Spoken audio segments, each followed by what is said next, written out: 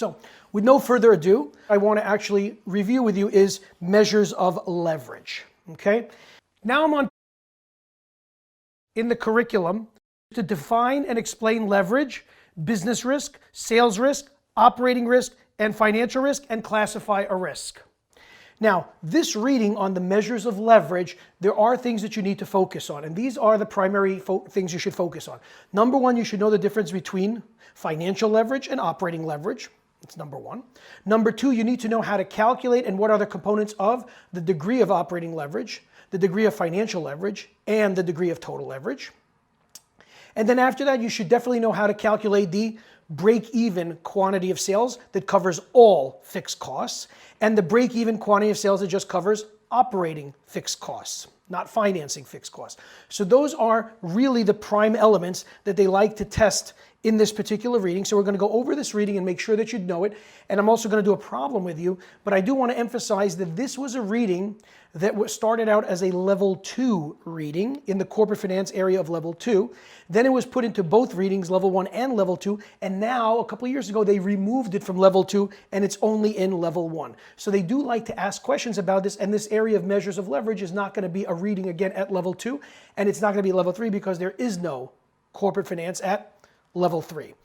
So with no further ado, let's actually understand. When we talk about leverage, as I just said a moment ago, there's two forms of leverage. There is financial leverage and there is operating leverage. We're going to primarily focus on operating leverage, but let's distinguish between operating leverage and financial leverage. Financial leverage basically refers to the financial risk of the company, and that's based on the amount of debt that is in the firm's capital structure as opposed to the equity. Because remember, you can finance assets with debt and or equity.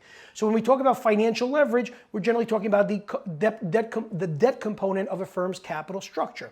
And if you remember from the DuPont formula back in the equity and in the financial reporting and analysis, how do we calculate financial leverage? Many times financial leverage, which is a measure of a firm's financial risk, is calculated as assets over equity. Assets over equity. That's how the CFA program likes to refer to financial leverage, as assets over equity. Now, the operating leverage of the firm is very different. We talked about operating leverage briefly in other sections, but I said we're going to see it again more in corporate finance. Operating leverage is what portion of a firm's total costs are fixed as opposed to operating in nature, or fixed as opposed to variable in nature. So if I take a look at a firm's total costs, what portion of those total costs are fixed as opposed to variable in nature? Okay. Now, fixed costs are going to be any kind of cost that no matter how many units we produce, we got to cover those costs. If we produce no units, we're going to incur those costs. And if we produce 1 million units, we're going to incur those costs. What are examples of fixed costs? Fixed costs would be things like insurance, rent, depreciation. Those are all, especially if you're using straight line, those are all examples of fixed costs. And what are variable costs? Variable costs are costs that can be controlled, especially in the short run, we can control them, and they tend to be what? They tend to fluctuate with production. So variable costs can be things like employee salaries. It could also be like raw materials, you know, those kinds of things. Those would all be examples of variable costs. They will all change with the amount of production. So keep in mind the difference between the two, and always remember that also the British, when they talk about leverage, they refer to it as gearing, okay? G-E-A-R-I-N-G. So sometimes on the exam, I've actually seen them use the word gearing, okay? And you might even see that with me later on in the real estate material. They call it gearing. So remember, gearing means leverage. All right, and then we also say that basically that the greater the proportion of fixed costs to variable costs, the greater the firm's operating leverage, and therefore the greater the firm's operating risk. Whereas the greater the proportion of debt in a firm's capital structure, the greater the firm's financial risk. Okay? Now I'm on in the curriculum readings, which is to calculate and interpret the degree of operating leverage, the degree of financial leverage, and the degree of total leverage. Now, if you actually take a look at your screen, what I've done here is I've provided you with all the calculations right up front in terms of how to come up with the degree of operating leverage, the degree of financial leverage, and therefore the degree of total leverage. If you're looking at your screen, First of all, what I've done in the center of the screen is I have created a sort of like skeletal income statement that shows you revenues minus operating expenses gives you EBIT. Then from EBIT, we deduct interest and taxes, and we come up with net income. There's a lot of things that I did not, it's just to keep a skeletal income statement in our mind when we calculate the degree of operating leverage, the degree of financial leverage, and the degree of total leverage. So to start out with the degree of operating leverage, we define the degree of operating leverage as the percentage change in the operating income that results from a percentage change in sales, okay? That is the formula. Percentage change in EBIT divided by the percentage change in sales. Now you could try to memorize that. What I always tell people is, look at the income statement here as looking from the bottom up. From the bottom up, not top down, but bottom up. So if you look at it from bottom up, think about the word operating. I'm trying to calculate the degree of operating leverage. So what am I looking at here? The keyword is operating. Is net income, if I'm looking bottom up, is net income operating? No. Net income is the net number. What is EBIT? EBIT is operating. It's the operating income, and that's how it's referred to many times in the reading, is operating income. So what I'm looking at is I'm going to look at EBIT, and then I'm going to be moving up to sales. So the percentage change in EBIT divided by the percentage change in sales, that would isolate what? What's the difference between sales and EBIT? All of my operating expenses. And what am I trying to calculate here? The degree of operating leverage. So that's how I always remembered this kind of formula. So I'm looking up the income statement, so it's going to be the percentage change in EBIT divided by the percentage change in sales. Another way that you can calculate it, and you'll see that I have a star next to it, is we can calculate the degree of operating leverage as taking sales and subtracting all of our total variable costs, and then dividing that by the sales minus the total variable cost minus the fixed costs. So the difference between the numerator and the denominator is what? Fixed costs. And isn't that what operating leverage is doing? It's telling you what portion of your total costs are fixed as opposed to variable in nature. So it's really isolating the fixed cost component. And then if I want to take that formula, and this is one more way of expressing the degree of operating leverage, I could break the sales and the total variable cost down into quantity times price minus variable cost per unit. So there'll be in the numerator quantity, the amount, times the difference between the price per unit minus the variable cost per unit. Because why? If I multiply that through, what is Q times P? Q times P is sales. And what's Q times V? Total variable cost. And then I divide that by Q times P minus V minus the fixed costs. Okay? So keep in mind that P minus V are per unit times the quantity minus the fixed cost. Okay, now if you see these three formulas, these three formula for the degree of operating leverage, the question becomes, Nathan, which one do I need to know? Do I need to know all of them, one of them?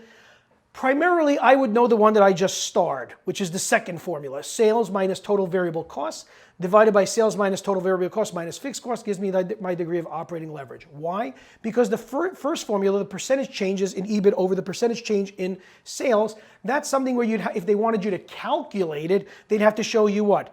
Two financial statements from 2 different years. And you'd have to do a lot of math to come up with that. So that's going to be the less likely formula that you're going to have to actually produce on the exam, but still one that you should have in your notes. Okay, so that is how we calculate the degree of operating leverage. Now, also what I want to point out to you is, if you take a look at that formula that I have starred, sales minus total variable costs, over sales minus total variable costs minus fixed costs. What happens if fixed costs are equal to 0? There are no fixed costs. Then sales minus total variable costs in the numerator over sales minus total variable costs in the denominator would be 1. So our degree of operating leverage would be 1. So you would have a degree of operating leverage equal to 1 if there are no fixed costs for the firm. In other words, they don't have any kind of insurance, rent, depreciation, or the like. Okay, so that's just something to point out to you. Now, it's also important to note that the degree of operating leverage is going to be highest at the lowest level of sales or at a low level of sales, and then the degree of operating leverage will decline as we have higher levels of sales. Why? Because operating leverage is about fixed costs that have to be covered. So as we have very little, at very low levels of sales, we're going to have more. Our fixed costs are going to be a bigger component that we have to cover, so the degree of operating leverage will be higher. But then as we have more and more sales, those sales are going to cover our fixed costs and the degree of operating leverage will decline. So just think about it intuitively. Okay, continuing along that same slide, we can now move on to the degree of financial leverage. The degree of financial leverage is interpreted as you can see from the formula, the ratio of the percentage change in earnings per share or net income. They're treating net income and earnings per share as synonymous, to the percentage change in EBIT. So now what are we really doing here? How can we think about this? The degree of financial leverage. What is an example of financial leverage? What component on the income statement would reflect amounts of debt and financial leverage? Interest. So interest is below EBIT, right? So we're looking at the difference between EBIT and net income. And that's primarily going to be the interest expense. Yes, taxes are in there as well, but the biggest component would probably be the interest expense. So again, looking at this again from a bottom-up perspective, we would be looking at it from net income going up to EBIT. So it'd be the percentage change in net income or percentage change in EPS divided by the percentage change in EBIT. Okay? So just constantly look at it as going up the income statement. And again, the difference in EBIT and net income will be primarily the interest expense, which implies financial leverage. The other formula that we can use in order to calculate the degree of financial leverage is EBIT over EBIT minus interest expense. Notice what's the difference between the numerator and the denominator. Interest expense. Interest expense, again, reflects what? Debt, financial leverage. So keep that in mind. That is an element of financial leverage. So therefore, we can see that this is really the degree of financial leverage. And again, this degree of financial leverage is measuring the sensitivity of earnings per share to changes, to the percentage change in EBIT. Okay, so keep that in mind. Okay, so keep that in mind, to the percentage change in EBIT. Now, if you look at that formula, if I put in 0 for interest expense, what's going to happen if I put 0 into interest expense for the degree of financial leverage? It'll be EBIT over EBIT. EBIT over EBIT would be 1. So if interest expense is equal to 0, because the firm doesn't have any interest expense, then the degree of financial leverage would be equal to 1. Now, again, which formula would I know out of those two? Definitely, I would know the one that's starred, which is EBIT over EBIT minus interest expense to reflect the degree of financial leverage. Keep that in mind. Now that we understand what is degree of operating leverage, operating is going to deal with the operating expenses. So it's going to be the percentage change in EBIT divided by the percentage change in sales. And we know that the degree of financial leverage is implemented through what? Interest expense on the income statement. So it's going to be the percentage change in earnings per share divided by the percentage change in EBIT. Okay.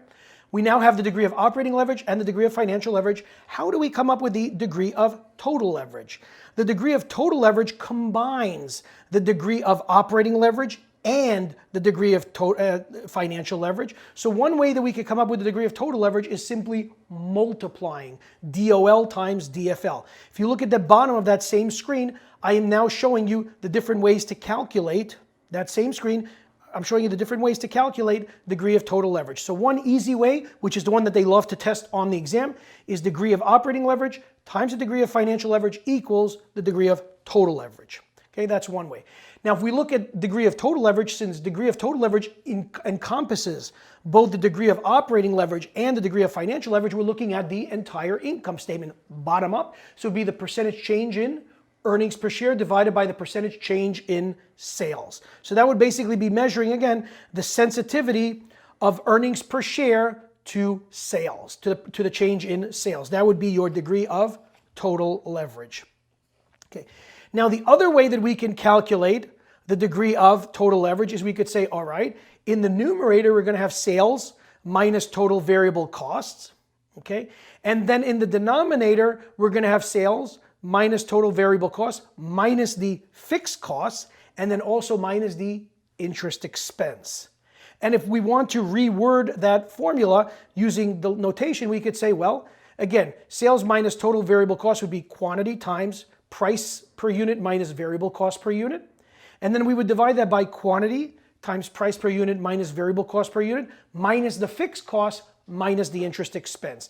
And again, what is the difference between the numerator and denominator? The interest expense, which is financial leverage, and the fixed cost, which is the operating leverage. So you could see that this is a formula that's taking into account both forms of leverage in the formula. So therefore, there are basically 4 different ways of calculating the degree of total leverage. The first one I would know is multiplying degree of operating leverage times degree of financial leverage.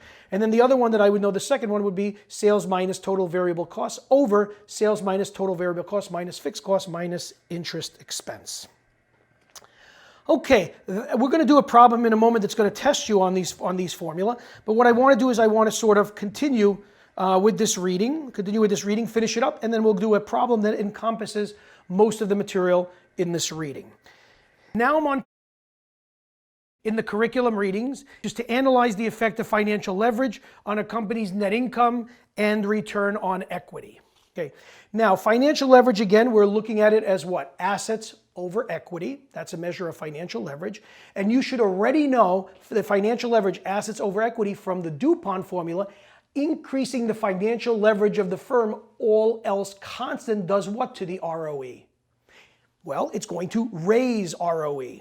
Okay, it's going to raise ROE because it's, remember from the DuPont, net income over sales times sales over assets times assets over equity. Assets over equity is financial leverage. Since I'm multiplying those three components, if you're not sure what I'm talking about, go back to the modified traditional DuPont that I did back in the equity section or the financial statement analysis, financial reporting and analysis section. So assets over equity is financial leverage. So if we increase the debt level of the firm, we increase the return to shareholders, but we make that return ever more risky. So the impact on the return on equity, you should already know, is to increase it. And then what is going to be the impact of financial leverage on net income? Well, financial leverage, as we take on more and more debt in the firm's capital structure, that debt has to be serviced, right? There's interest expense that's going to have to be paid. So that interest expense is going to be doing what to net income? Reducing net income. So higher financial leverage will reduce net income through the interest expense, but will actually raise the return on equity, making it ever more risky to the common shareholders. Why? Because even though net income is going down in the numerator, as we just described, equity is also going to be going down. And what's going to happen is the percentage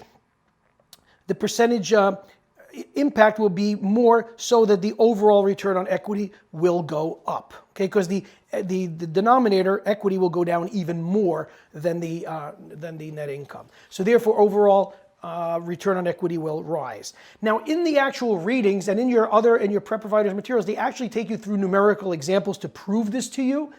I don't really think that is really necessary. I think if you see the numbers one time, it makes sense because the learning outcome statement is not really asking you to do these calculations. So just take a look at it because you're expected to understand the impact. But what I would notice is when you basically do something where, okay, you say, here's my revenues, here's my operating expenses, here's my EBIT, okay? And we start out with the EBIT and we say, okay, here's the EBIT assuming all equity financing, and we're going to assume that there's no debt. The company's completely equity financed. There's no debt in the capital structure, so there's no interest expense. So what's going to happen is when we look at that scenario, as they do in the readings and in the prep providers materials, and we compare that scenario with a scenario where the firm is half financed with debt and half financed with equity, obviously the return on equity will be different depending on increases in EBIT. So we take a look. They actually show three scenarios where they actually prove to you that return on equity is going to be higher using leverage compared to without using leverage. But you should already know that from the DuPont.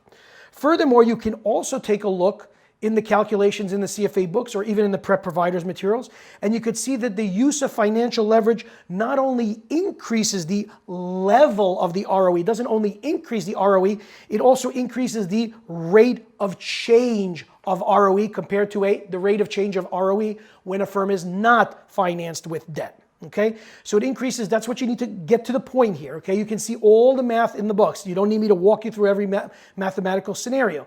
But what we're saying here is we're comparing a firm that is equity financed, 100% equity financed, to what would happen to that same firm if it was not 100% equity financed, but financed 50% with debt and 50% with equity. And what we're going to see is under both scenarios, if the firm increases their EBIT by 10%, if it's all equity financed, and they increase their EBIT by 10% or decreases the EBIT by 10%, then the ROE will also change by the same amount as the EBIT. But if the firm is not 100% financed with equity, if it's not 100% financed with equity, it's financed partially with debt and equity, what we're going to see is that increasing the amount of debt in the firm's capital structure is going to create a situation where ROE is increasing, the level of ROE is increasing, and it's going to be higher than the ROE of the 100% equity finance situation, but not only the level of ROE, but also the rate of change of the ROE, from EBIT increasing by 10% and EBIT decreasing by 10%. So that's the key point here, remember, is both the level and the rate of change of ROE will increase. So for example, in an unleveraged scenario, as I just mentioned, the ROE is going to vary directly with the change in EBIT. So if we're going to assume a certain situation, then we're going to increase EBIT by 10% or decrease EBIT by 10%, and we're all 100% equity financed, then the ROE will also increase by 10% or decrease by 10%, just like the EBIT. Okay, and then in a leverage scenario, the ROE is just simply going to become more volatile. For an increase in EBIT, for example, of 10% and then a decrease in 10%, the ROE is going to increase. The level of the ROE is going to be higher than it was in the all equity finance situation. But again, as I said before, also the rate of change of the ROE will be greater. It's going to be much more volatile. So the use of financial leverage increases, obviously, the risk of default, but also increases the potential return to the equity holders. But the equity holders are going to perceive that higher level of debt as more risky to their future, profits. Okay, so that's the key point to keep in mind there. Now, the next section, which is pretty much the last couple of learning outcome statements of this reading, now I'm on in the curriculum readings to calculate the break-even quantity of sales and determine the company's net income at various sales levels, and to calculate and interpret the operating break-even quantity of sales. So if you look at these two learning outcome statements very carefully, there's a difference. The first one is asking you to come up with the overall break-even quantity of sales that would cover what? All fixed costs, all fixed operating costs, and all fixed financial costs. Whereas the second requirement is to be able to calculate the operating break-even quantity of sales. And that is the quantity of sales that we would break even from an operating standpoint, meaning it just covers fixed operating costs, not fixed financing costs. So we're going to talk about this very carefully. So when we talk about the break-even quantity of sales, we're saying, well, what is the level of sales that the firm would have to produce in order to cover all of its fixed operating costs and all of its fixed financing costs? In other words, the firm has two types of fixed costs, operating and financial costs.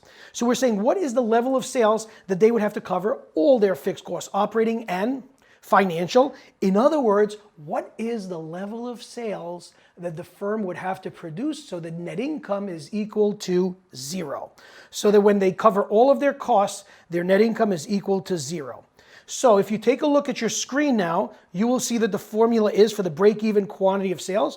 It will be all of my fixed costs, my fixed operating costs, and my fixed financing costs. And then I would divide that by the contribution margin. What is the contribution margin? The price per unit minus the variable cost per unit. That is called the contribution margin. That is a must-know formula.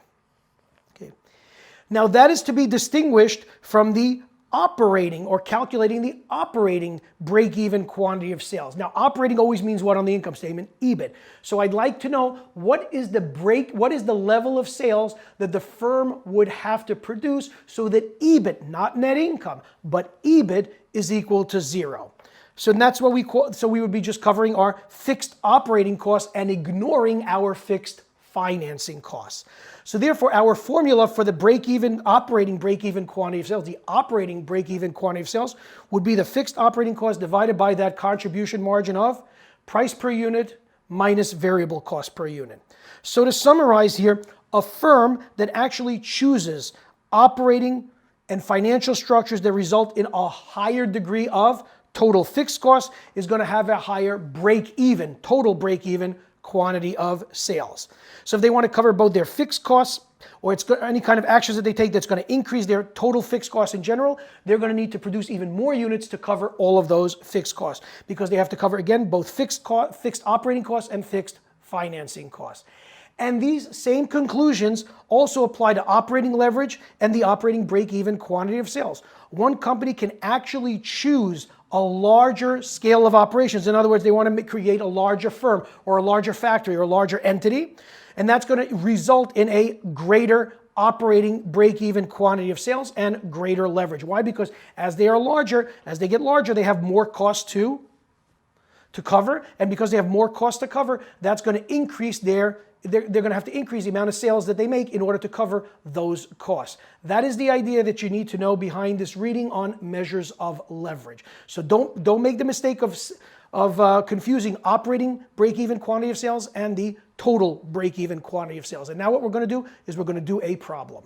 Okay, what I think would be very helpful now is to do this problem, and we're going to go over all the parts, okay, for this. So this is a story with Mike Branrith. So Mike Branrith has just read an announcement from Wade Goods & Company that the CARICOM was put into production at the beginning of 2004. The announcement includes the information given in Exhibit 5-1. Okay. And it shows you the unit sales, the sales price per unit, and the total revenues. So obviously you take the unit sales in 2004 of 5 million, that's equal to what unit sales would be, sales price per unit of 100 times the total revenues of $500. So $500 times 100 would give you the number there.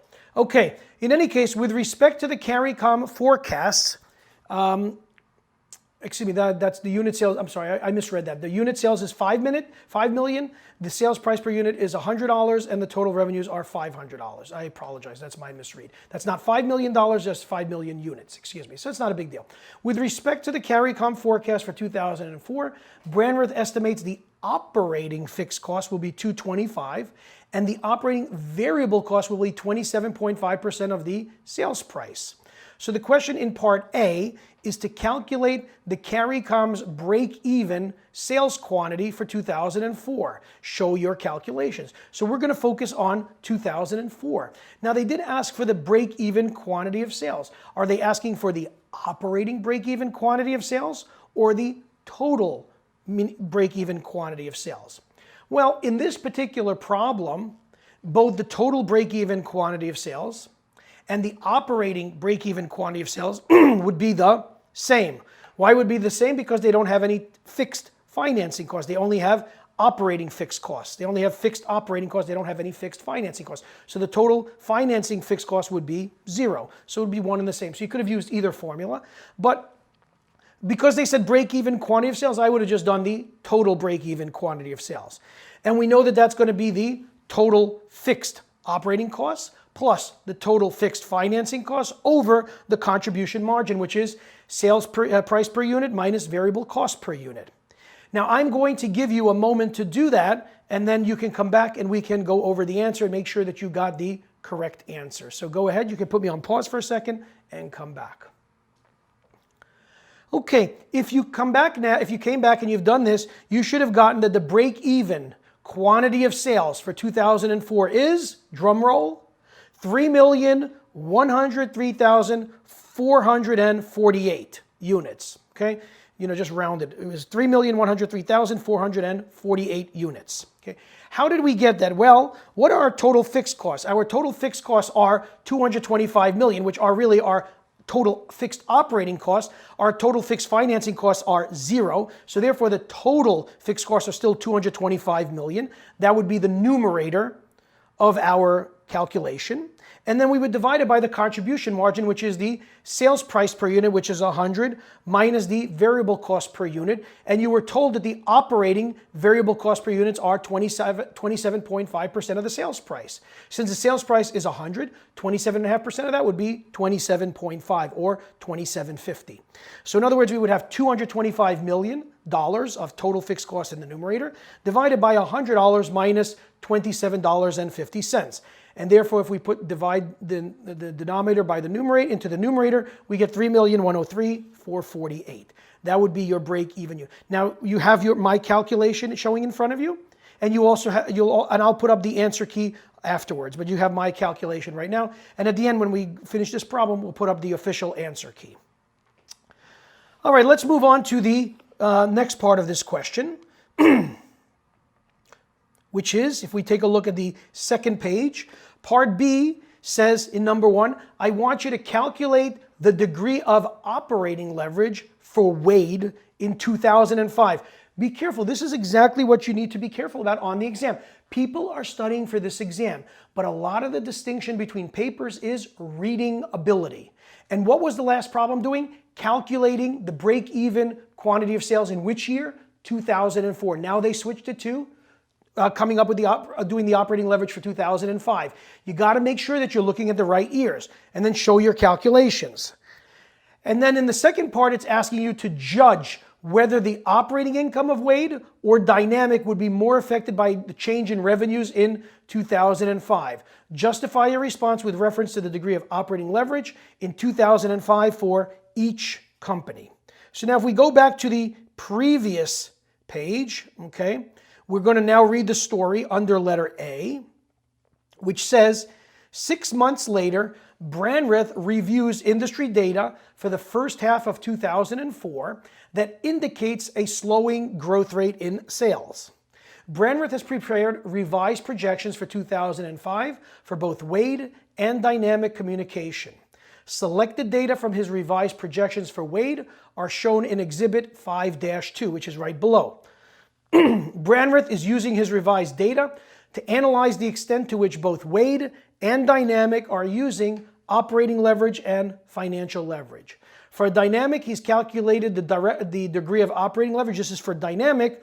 He's calculated the degree of operating leverage in 2005 to be 2.41, and the degree of financial leverage for Dynamic to be 1.17.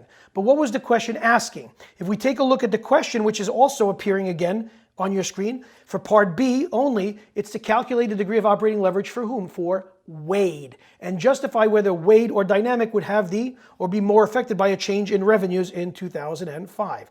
So if we're now looking at that same exhibit 5-2, what I'd like you to do is I'd like you to actually calculate the degree of operating leverage in 2005 for Wade. And then what I'd like you to do is answer part B about who would be more impacted by a change in sales. So you can put me on pause for about 45 seconds and then come back and let's go over it. Okay, if you've done the calculations, you should have that the degree of operating leverage is 1.85 for Wade. How did we get that? Well, how do we calculate the degree of operating leverage? We saw that there were different formulas for the degree of operating leverage. One of them was the percentage change in EBIT divided by the percentage change in sales. But that would not be applicable here because we don't have 2 years worth of data. We only have 2005 here, income statement, so we can't do that. Then the other formula was sales minus total variable cost divided by sales minus total variable cost minus fixed costs. We have that here on the income statement. And then the third formula was just the same formula, but just using quantity times price per unit minus variable cost per unit. So what I would have done is I would have used the second formula and said, okay, what's my sales? My sales is 590. I would subtract 210 for my operating variable cost. That would be my numerator for calculating the degree of operating leverage. And then I would divide that by 590 minus 210 minus my operating fixed cost of 175. And if I do that, I would get 1.85 as my degree of operating leverage. So you could see that now on the answer key that I'm putting up, right? The second formula for part B, number 1. So now we know the degree of operating leverage for Wade is 1.85. Now the second part of the question asks you, well, who would be more impacted by a change in revenues? And your answer should be Dynamics. Operating income would be more affected by a change in revenue in 2005. Why? Because what was Dynamics' degree of operating leverage? It's right above Exhibit 5-2. In the sentence right above Exhibit 5-2, it shows you that Dynamics' degree of operating leverage in 2005 was 2.41. And that is substantially higher than Wade's degree of operating leverage, which we just calculated was 1.85. So Dynamics' operating income would be more affected by a change in revenue. That would be the response that you would need for part B, number 2. Now remember, on the level 1 exam, you're not going to have to write anything except what? Circle A, B, and C. And they could have done this as a 2-column question. They could have said, okay, what's the degree of operating leverage? And then ABC, and then right next to that, who's affected more, Dynamic or Wade? And so they could do this as a 2-column answer. Okay, so keep that in mind. Now let's move on to part C. Part C is asking you again to calculate the degree of financial leverage for Wade in 2005 and show your calculations. And then again, judge whether Wade or Dynamic would have more financial risk in 2005. and then justify your response with reference to the degree of financial leverage in 2005 for each company. Okay? So we're going to keep that question up there so that you could see it, and then we're going to go back to that same exhibit, that exhibit 5-2, okay? And we're going to answer question for part C to come up with a degree of financial leverage. Now I'm going to give you 45 seconds to do the degree of financial leverage, and then we will come back. So you can put me on pause again and calculate it. Okay, if you calculated the degree of financial leverage for Wade in 2005 using the Exhibit 5-2, that income statement, you should have come up with 1.66 or 1.67, something around there. How do we calculate the degree of financial leverage? The degree of financial leverage, there's two formulas. The percentage change in earnings per share divided by the percentage change in EBIT, if we're reading, again, up the income statement. But again, we can't do that formula because we don't have 2 years worth of data here. So we need to use the other formula, which is going to be the EBIT over EBIT minus interest expense. EBIT do we have? Yes, you are told the EBIT. It's right there. Operating income, EBIT is 205. So it's going to be 205 divided by 205 minus interest expense of 82. And that would give you the 1.67 that we just calculated. Again, now you have part C. My calculation right in front of you. You have my written calculation right in front of you that shows you 1.67. Okay, and then we're going to answer the second part of the question, which is to judge who has more financial risk. And you should have come up with Wade. Wade would have more financial risk in 2005 because its degree of financial leverage, which we just calculated as 1.67, is much higher than Dynamics, which you were told, again, right above Exhibit 5-2, right above Exhibit 5-2 in that sentence. It says the degree of financial leverage for for Dynamic is 1.17. So since Wade has a financial risk or financial leverage, a degree of financial leverage of 1.67, that is substantially higher than Dynamics 1.17. So therefore, Wade has a higher degree of financial risk or financial leverage. Okay, moving on to the last part of this question, part D, which is pretty easy. Calculate the degree of total leverage for Dynamic in 2005. Show your calculation. I'll give you 45 seconds to do this. Again, we're going to put up the income statement for you for Wade. So you have Exhibit 5-2 in front of you. And I want you to calculate the degree of total leverage and come up with the answer. Okay, you can put me on pause, 45 seconds, and come back. Okay, if you've done this, the degree of total leverage you should have gotten is 2.82 or 2.8197, 2.82. If you didn't get that answer, you didn't read the question very carefully. What does question D say? Question D, part D says calculate the degree of total leverage of whom? Of whom? Of Dynamic, not Wade. What was part B and C focusing on? You doing the calculations for Wade. Now in part D, they switched the name and wanted you to do the calculation for Dynamic. So you have to use the numbers for Dynamic. Now the numbers for Dynamic, if you look at the right above Exhibit 5-2, those two lines right above Exhibit 5-2, you were told that the degree of operating leverage was 2.41 for Dynamic, and the degree of financial leverage was 1.17. So therefore, when you multiply the degree of operating leverage by the degree of financial leverage, you get the degree of total leverage. So 2.41 times 1.17 gives you 2.82. You can see my calculations right there, okay, for part D. And then now what we're going to do is, if you understood this, we're going to put up the official answer key, and you can we're going to put up the official answer key so you can see part A, B, C, and D for this question. And this concludes everything that I wanted to do on this reading on measures of leverage.